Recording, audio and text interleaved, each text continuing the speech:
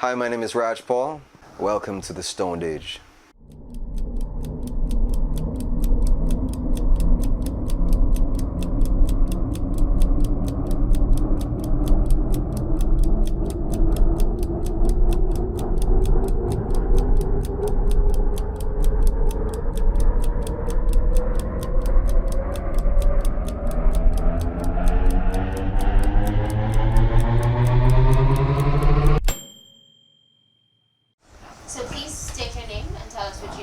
Sure.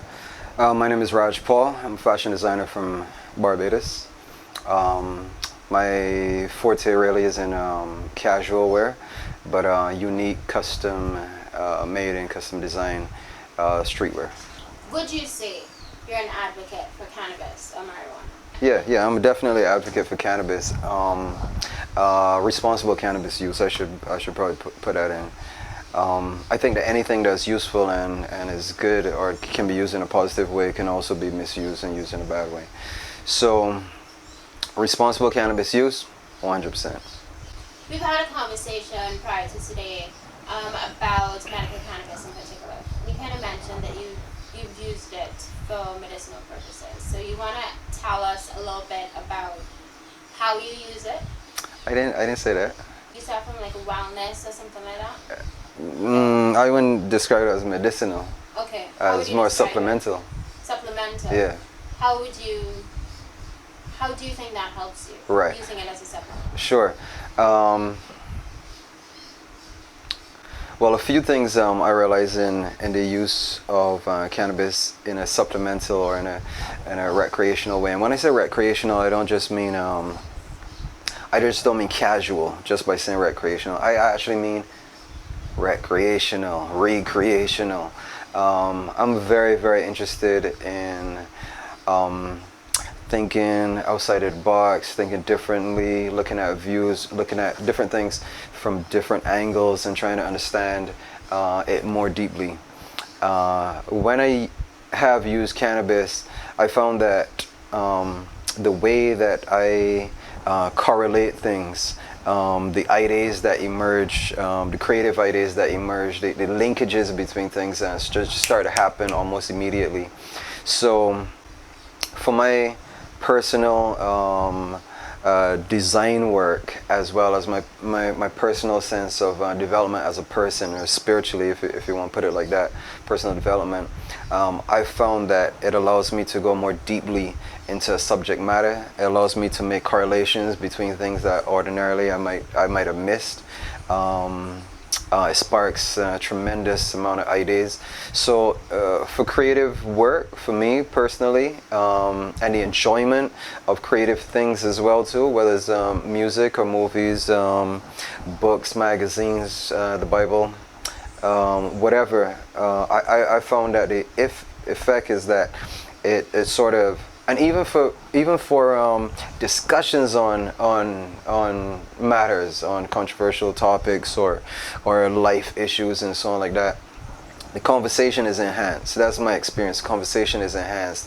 There's a sense of connectivity that occurs that ordinarily doesn't just turn up like that, but it is enhanced by it. So in a sense, for the enhancement of things that bear value and connectivity, I found it to be useful in that respect. So for instance, one of the okay, this is specific to cannabis use, but one of the most interesting ideas that popped to me one time was got grade. Got milk is the thing that everybody knew, and this was a couple of years ago too. This 2004, and I was just like, it just came to me just like that, like, got milk? You mean got grade? That's what you mean, got grade. And as a slang, as a street parlance that people will use, it just made sense to me, going in that direction, stylizing it like the got milk and so on. And that was like, I remember that was in the early, so that's 2004, which is when I really started using cannabis in that respect. And when that happened, I was like, wow, that's such a, you know, it just felt like thoroughly like such a good idea, and I jumped on it with my friend, and you know, we developed from there. But that was really the beginning from when I started to realize that if I approach its use in a respectful way, the results are going to be awesome. So that just tremendous ideas would just keep coming and so on. So I have like notebooks, right? Notebooks of like jots down ideas and so on. And most recently, like my phone, you know, just, yo, let me jot this down real quick. You know what I mean? So, yeah, so I found it to be very, very useful from a creative point of view, and from the interest in going more deeply into any subject matter. Some people may ask, how do you know it was you that helped your creativity? Right. Right. What can I say? It happened in that context. I mean, what else to say? It happened when I was blazing. So, could it have happened without blazing? I'm sure I've gotten good ideas without blazing as well too. So yeah, you could get great ideas as well without blazing. But I've definitely made a correlation, and meeting other people and chatting with them, I find the same thing to be true. It's definitely an enhancement of, I would say, lateral thinking, of connectivity across streams that seem unrelated, you know, like boom, boom, boom, boom. I don't know what the science says exactly, but I wouldn't be surprised if it supported that. It said like how the brain is working and things are firing, you know. I wouldn't be surprised at all if it said it, yeah, it increases spatial, you know, lateral thinking and connecting the dots. You know, I wouldn't be surprised at all, because that's exactly my experience. All right, so I now have to ask you, what do you think is the difference between, because there's a lot of talk about it now, and a lot of people are trying to understand the difference between regular cannabis and marijuana and medical cannabis or marijuana? Right. I've only had a little bit of medical grade marijuana, so it's I don't know if I'm the best person to answer like what's the big difference and so on. What I do know is that on the street side, sometimes it's hard to guarantee the quality of the herb that you're getting, and you have to trust whoever you're dealing with, unless you're growing yourself or something. But you have to trust whoever you're dealing with to understand what it is that you're looking for, and what you need. So developing a relationship, well, when I say relationship, I mean people don't just want to go randomly buying from any and everybody. You kind of want to know your supplier. You kind of want to know your grower, your seller a certain kind of way, so that he appreciates where you're coming from. One time I had some of the worst grade at, I mean, this thing was so bad I had to put a picture on Facebook. You understand what I'm saying? Like I was like, I never seen so many sticks and stones in one bag, right? And then on top of that, it was crap, right? So I was offended on a number of levels, right? And one of those levels was, bro, you know what I do? Right? Do you know what I do? Right? I am a creative, bro. I'm trying to come up with like incredible ideas, like chart stopping ideas, like bangers, right? I can't put this in my body, bro. Like, what is this? You know what I mean? So on that level already, I was like, bro. So then I realized like the guy that I was dealing with, he was like second man to the main guy who knew me, and I was upset with my main guy for not telling his second man when I turn up what time it is, you know. So I'm like, child, man, I'm a little bit offended by this here, bro. What do you think I'm doing? Just burning for burning's sake? That's not what I'm doing. So you think legalization or decriminalization is going to help not only those that use cannabis for wellness purposes or as a source of inspiration, but it'll also help medical cannabis patients, just merely because of quality control?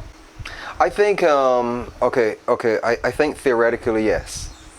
And theoretically, if the measures in place and there's an interest in equality and so on from the legal position, from the authorities position and so on, then yes, we should expect that that those who are using medical cannabis get the best grade as possible. We should expect that. Whether that's so or no, I can't answer that. Whether they are truly committed in that way or not, I don't know. You know what I'm saying? But I know that if you're dealing with someone who's a quality person and they know what you're about, you could be pretty sure that you can get a quality thing from them. That much I could say. I don't know if dispensary is gonna have that same approach. I don't know. I just, you know, maybe. We will hope so. So we will hope that quality, value for money is something that will obtain under regulations.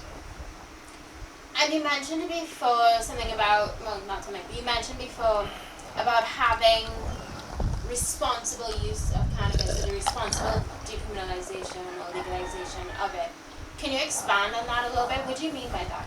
Okay, certainly there's a number of ways to ingest cannabis, the most popular way being the burning way. For your lungs and so on, this certainly for just for your lungs. For anyone, not just young people, for anybody, that's not the best way. That's just not the best way in taking in substance, you know, into your body in that sense, just because they affect on your lungs. Fresh, clean air is the best thing for your lungs, and anything short of that, you'd have to be judicious. Let's put it that way. You have to be extra judicious about that. So that's one aspect, the way in which you ingest. Certainly drinking, consuming in edibles and so on may be a healthier way of tinctures as well, or sublinguals. You know, those will be easy on the body. Certainly it won't affect the lungs, and so that would be a more responsible way of consumption. Also, just in terms of respect for the herb, I have to say this. You know what I'm saying? I mean, this is maybe something that other communities would talk about more strongly. But I have to say, man, I think how you approach a thing, you know, the way in which you approach it, the attitude in which you approach it, has a lot to do with the results that are obtained from it. If you approach willy-nilly, if you approach like you don't really care, you just want to get high. And I'm not saying if you just want to get high, anything's particularly wrong with that in it of itself. That's, to me, that's your right. What you do after that matters to me, though. You know what I'm saying? How you carry on after that matters to me. So if you carry on in a cool way, I'm cool with you. If you carry on in a stupid way, I have a problem with you. But it wasn't really consumption per se. It was really how you carry yourself post that. So I'd say that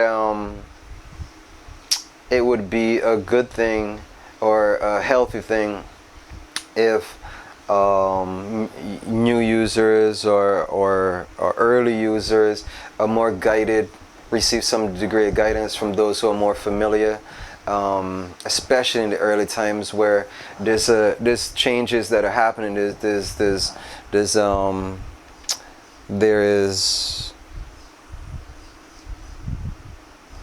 How can I put this?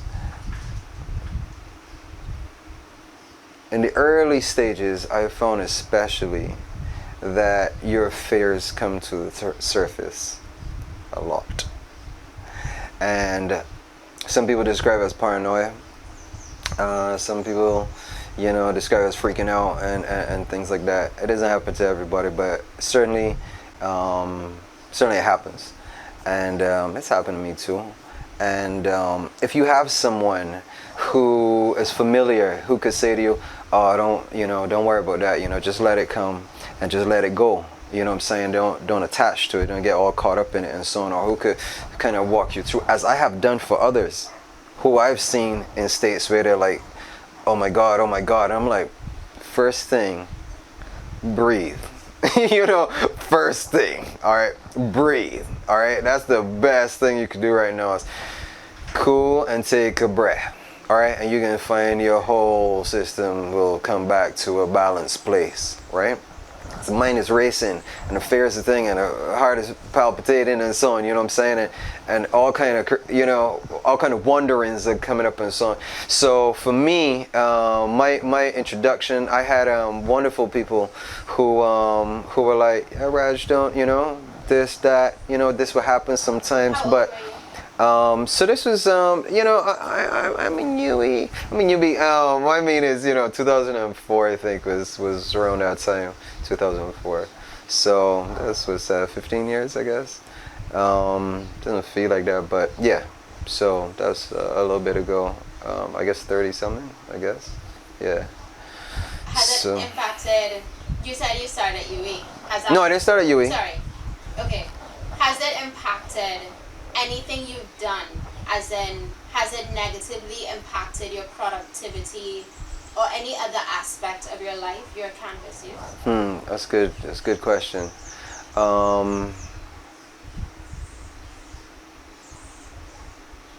I'd have to say no.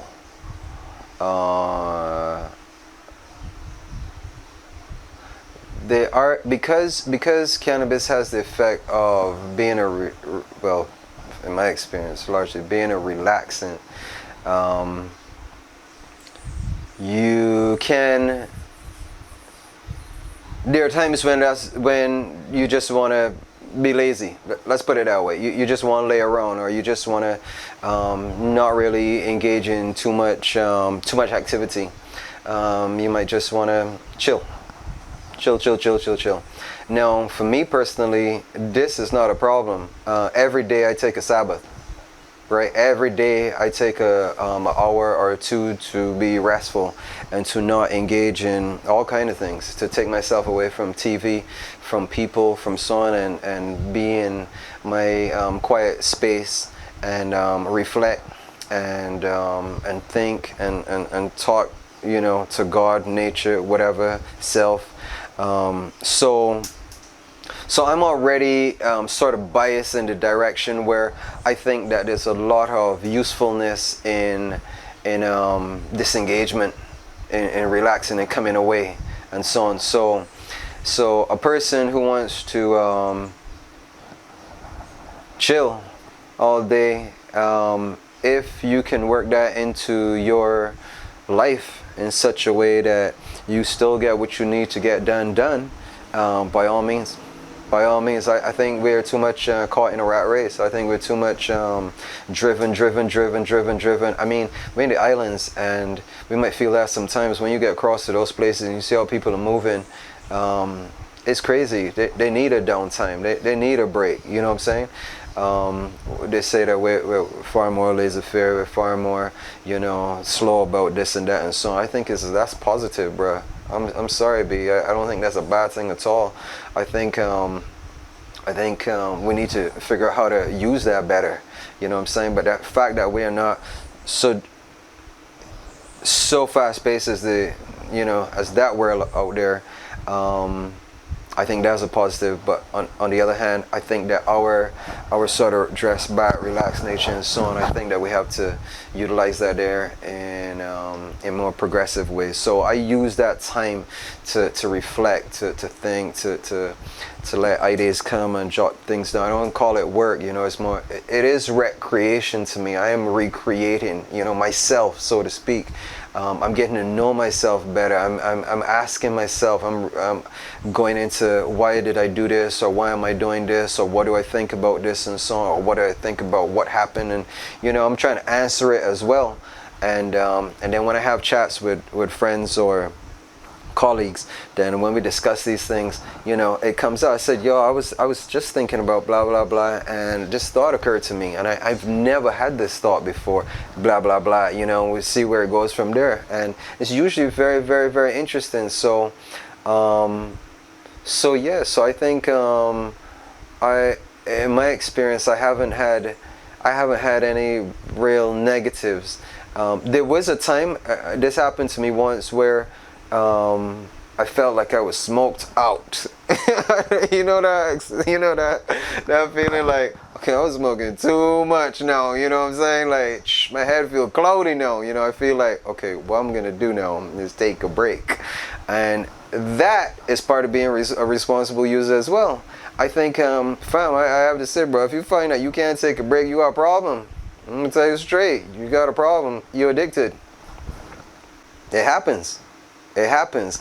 You have to purposely see what that means to you. Now, people are addicted to all manner of things, right? All manner of things to give them a sense of purpose or belonging or meaning or whatever. So if you want to be addicted to herb, that's your business too. A lot of people are addicted to Coca-Cola, right? I don't see nobody on top of them saying thou shalt not. You know what I'm saying? People are addicted to all manner of things, even useful, even good things. I just reference Coca-Cola, but exercise. I mean, always in the gym, always in the gym. Like, bro, what's that? Some people addicted to reading or study.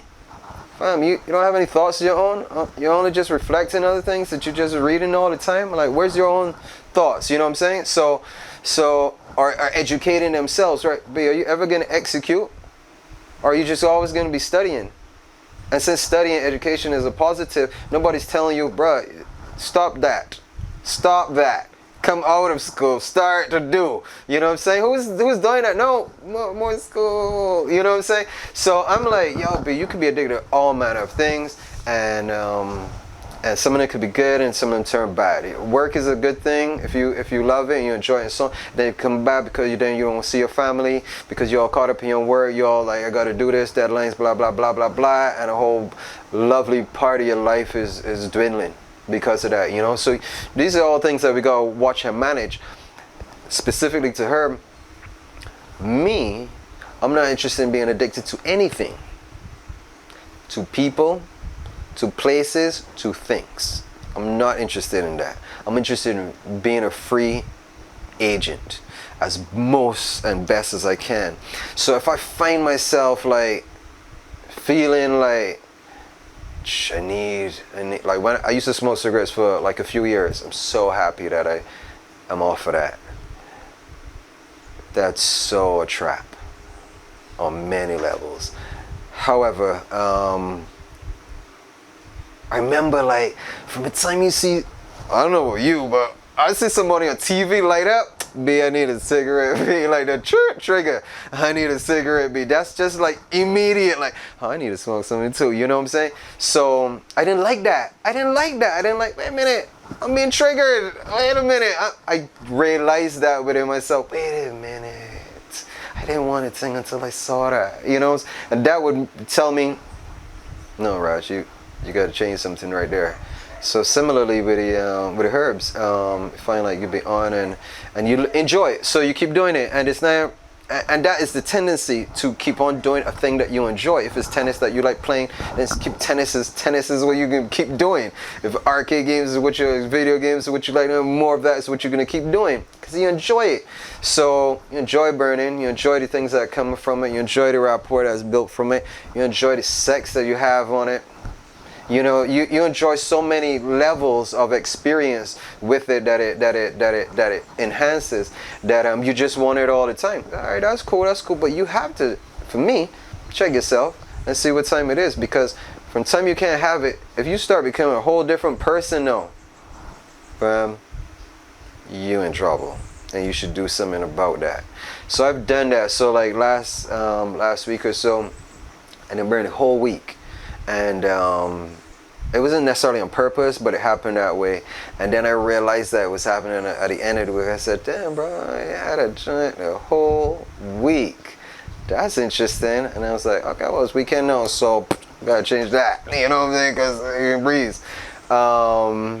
So that, to me, I like that. To me, that's more responsible. The fact that you can regulate yourselves and that you're not driven by something external, a need like that there. I don't like things like that. So to me, that's part of being responsible too. How have your relationships changed, if they change at all, after people close to you or around you found out that you are a cannabis user? Right, that's a good question.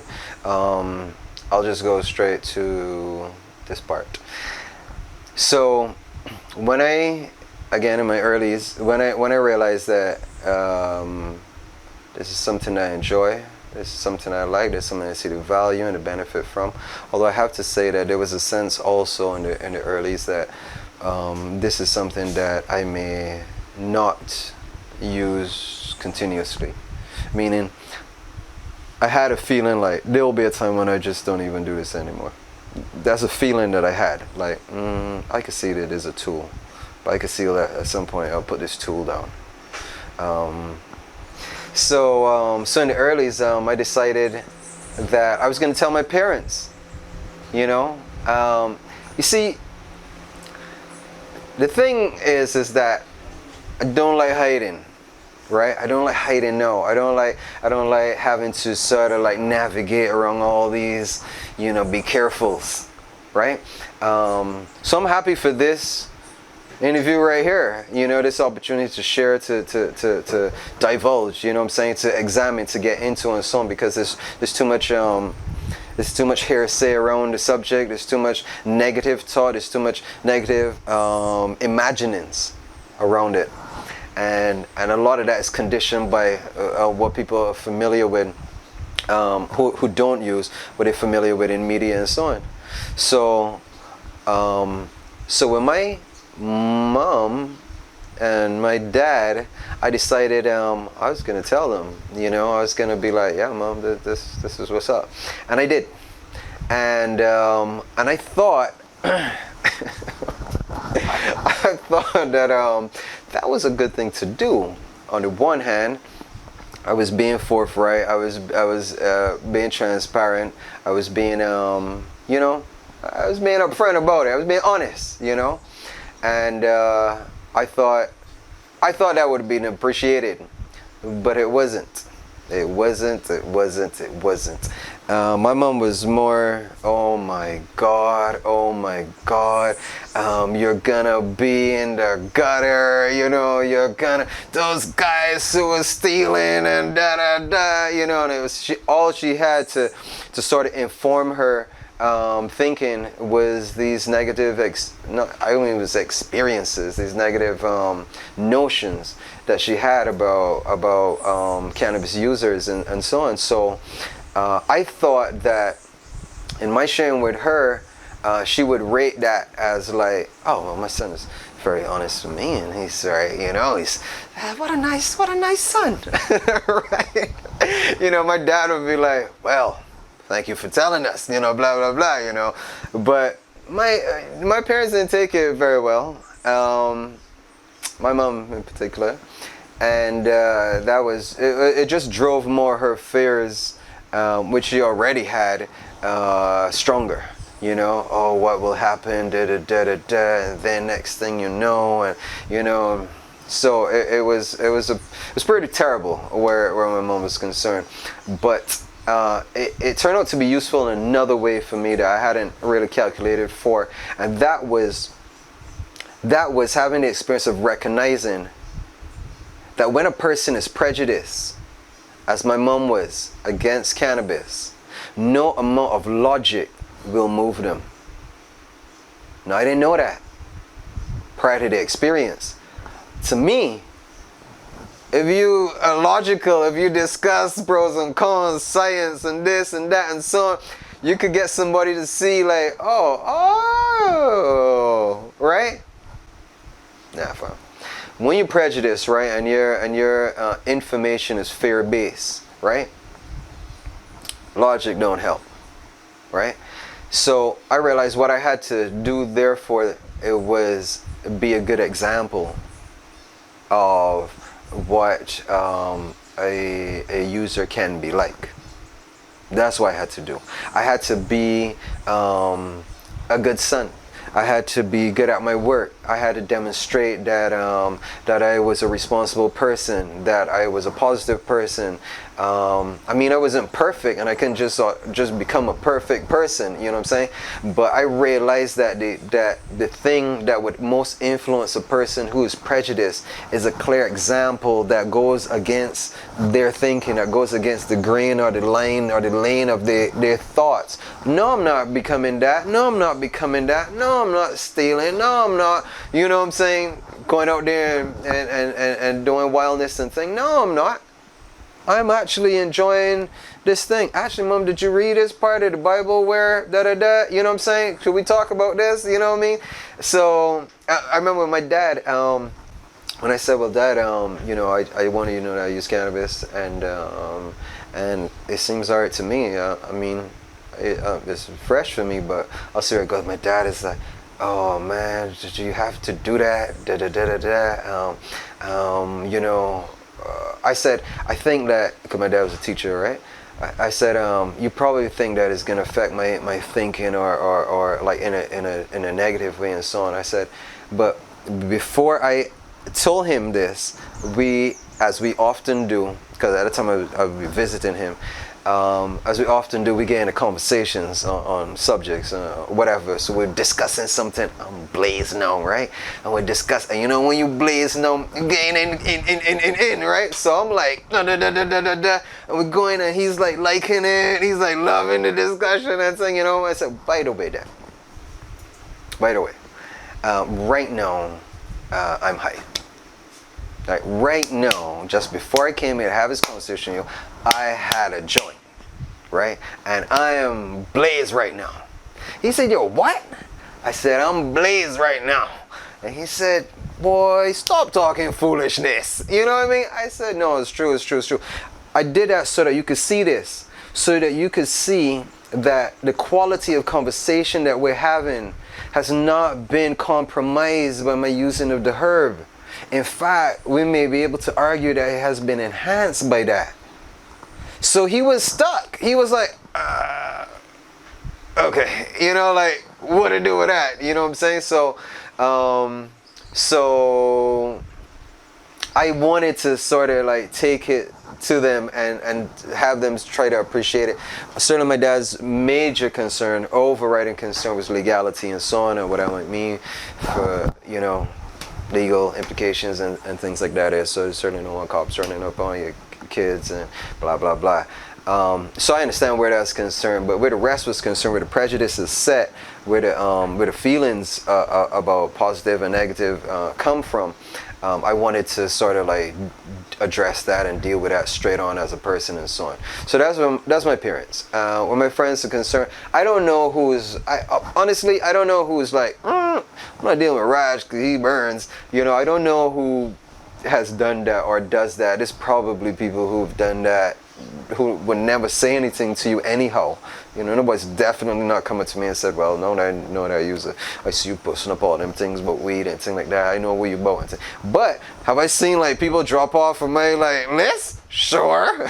Red, white? I don't know. I could assume, but I don't know for a fact.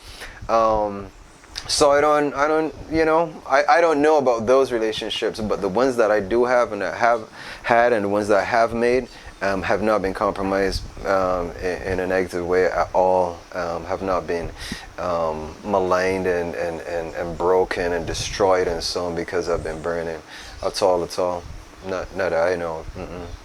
You've had the experience of, not many Barbadians, or I should say Caribbean people, have had the experience of what it's like to be in an environment where it is stigma-free of cannabis use. Right. And as a cannabis user, I should say, and know what that feels like. Could you just give us a quick sort of comparison in terms of your psychological and emotional mindset? Sure. And how that affected Such a good question. You as a human being. Right. I think that's a really good question. Right now, you would be familiar that in Jamaica, there's been the decriminalization, I believe, is what's happened. Certainly, anybody is allowed a few plants, personal cultivation of a few plants, and a certain degree of herb that you can carry on your person and so on. When I was in Jamaica, you know, you go into the market and, you know, granny's there selling yams and potatoes, dasheen and plantains and smoking a big fat joint. You know what I'm saying? And it's granny. You know, she's has to be over 70. You know what I'm saying? But like, what's the issue? No issue. You know what I'm saying? As you walk along, you know, you smell it. What's the issue? No issue. We're at Bob Marley's museum. Bob Marley Museum for the birthday celebration, and the cops are walking through, you know what I'm saying? And the most distinct thing that I realized was not the presence of something, but the absence of something. What was being absent? What was being absent was that fear feeling. Like that threat feeling was absent. That's awesome. That's awesome. And you know what's more awesome to me? The fact that the recognition that the week before, you'd be afraid from the time you see that blue and red and gray, you know, from the time you see that uniform swing, there's a threat feeling that ensues. You know what I'm saying? From the absence of that was most, what's a good word I could use? I said awesome, but I want to say the absence of that was just incredible. Wait a minute, where's that feeling? Where's that feeling? It's not there. Wait a minute, it's not there. Where did it go, right? It just went through the, it just disappeared. And I thought, wow, I wonder how this might more even enhance my experience. You know what I'm saying?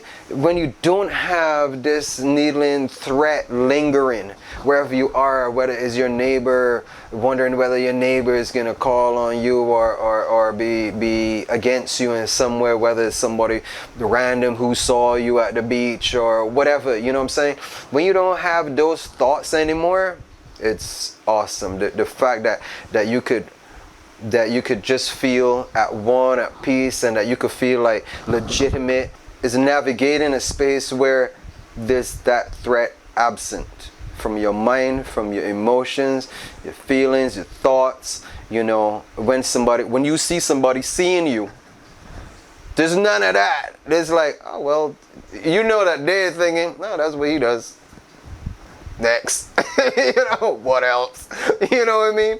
So I find like that had a very liberating impact on me. And it made me also recognize something else, which was that the prejudice that most people have, they've learned it, they've been taught it, and the primary way in which they've been taught this is through the law. Because for most people, it's the law being against it that makes them conclude it's something negative. That's how it works. We know that laws can be unjust. Especially black people, brown people know that laws can be unjust. Especially poor people know that laws can be unjust. But somehow that isn't enough. Knowing that isn't enough to recognize this part. That it's the law that's making you prejudiced right now, fam. That when the law changes, your prejudice is going to disappear out through the window, by and large. Not everybody, because some people still have a moral imperative that they think, and so on, right? Which is, you know, questionable. But by and large, most people's prejudice is upheld and substantiated by the fact that there's a law against it.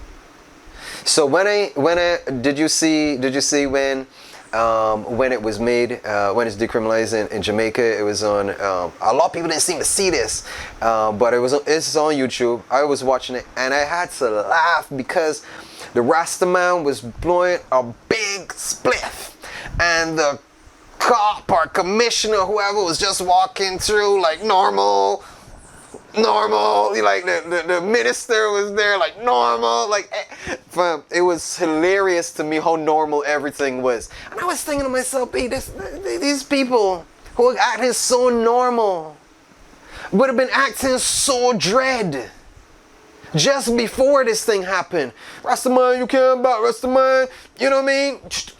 Stop that man there, get that man there, you know what I'm saying? Like, it would have been so negative, right? And the law shift and the whole thing, the whole dynamic change. Do you really I thought, wow. Do you really think it would be the same thing in Barbados, where, I mean, culturally, Jamaica has embraced and accepted weed a lot more, specifically because of the Rastafarians. Maybe have a whole music, culture, movement behind it. Do you think it would be the same thing? True. That's a good point. They have a culture about it, regardless of whether it was legal or not. So it's already almost a given. Once you hit JA, it's gonna be burning time, right? However, on me, it had an impact. right? Now, I don't know about the people over there, but on me it had an impact. Seeing that and engaging it, and then having the experience directly had an impact on me. So do I think it would happen over here? I think so too. I think it would have a positive impact. I think people would realize, wait a minute, B, I was just being this way because the law was saying X, Y, and Z. And I'm not really being this way anymore since the law doesn't say that anymore. You know what I'm saying? Now, can prejudice still obtain even when the law is changed and so on? Yes, because there are other factors that inform that as well. But I'm telling you, this is a big one. There's not the whole thing, but there's a big one. And it would change the way a lot of people interact with people. They'd be more lenient, they'd be more open, they'd be more like, so tell me, they'd be like this, they'd be like, so tell me, man, why you smoke weed, man? Tell me why you like this thing, why you da. They'd be like that. But people can't engage like that so easily right now. Like, that's a man, when he's thinking all that is, so you use the Pope, you know what I mean?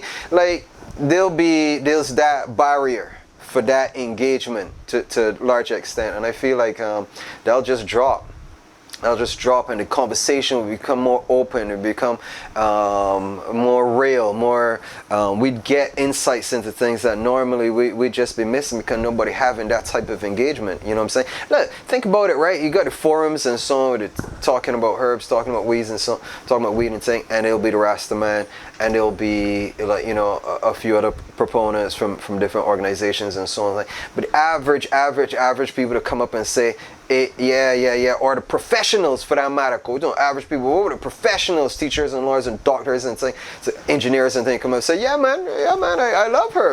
You know, I've been for the past decade and da. Who's opening their mouth and saying that? You know, you can't even have a proper discussion because of that.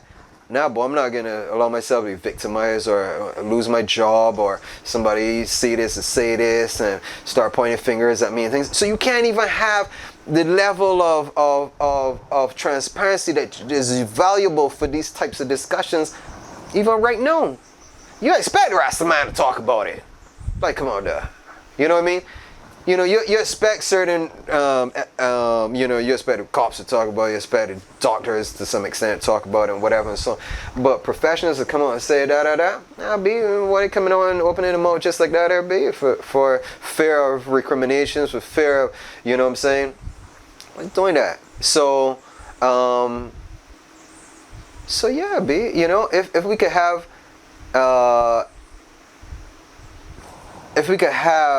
that openness, we would become more intelligent with how we approach it, how we use it, how we utilize it, where we take it from here. You know what I'm saying? And we need to have that. And I think that, if you don't mind me saying, I think with the current administration, political administration in Barbados, we expect to have that. We expect there to be more openness around this subject, for us to have the talk about it, for us to not feel the fear about it. We expect to have that. Why is that? Because of how we perceive our primary minister to be operating. Whether people have facts about it or not, there's a perception and there's a idea, a current popular idea, that many of the high members in our government use herb, the highest.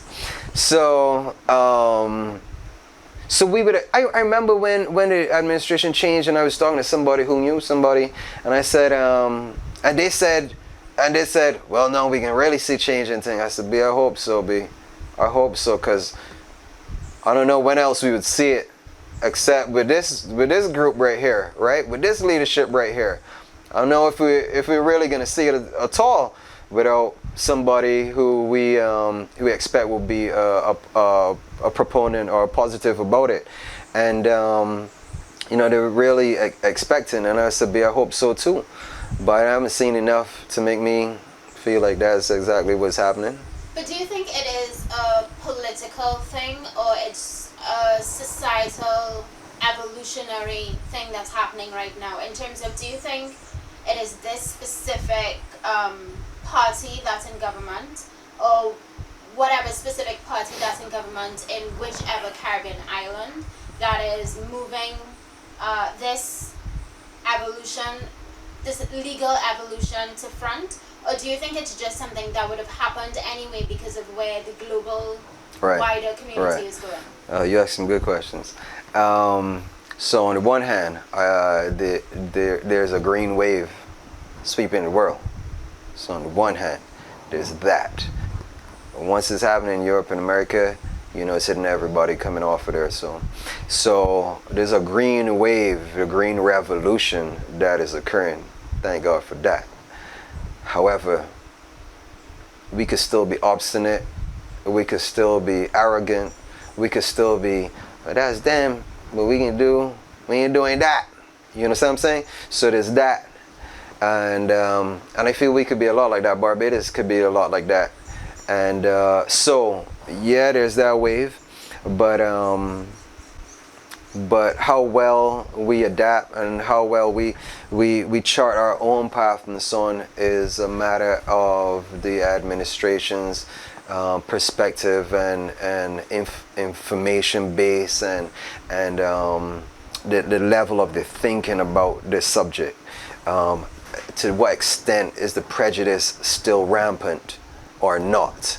You know what I'm saying? So that's why I said with some with leadership that we feel would not be prejudiced, we expect that they will be more forward in this direction because there's a wave that's occurring that we're all going to be part of anyhow. So when does it happen? Did it eventually happen? Probably eventually. But who's got time for goddamn eventually? You know what I'm saying? We're looking at the fact that as far as we perceive it, we got positive proponent in the White House. You know what I mean.